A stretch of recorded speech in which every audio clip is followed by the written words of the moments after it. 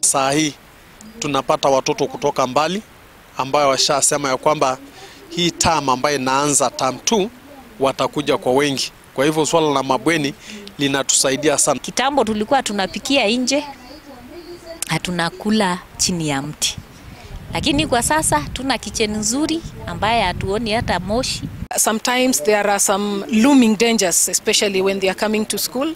They can be defiled on their way.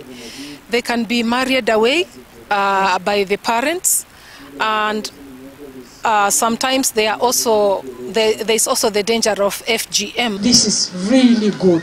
Look at the difference you have made in the wilderness. Look at the difference. It's looking beautiful.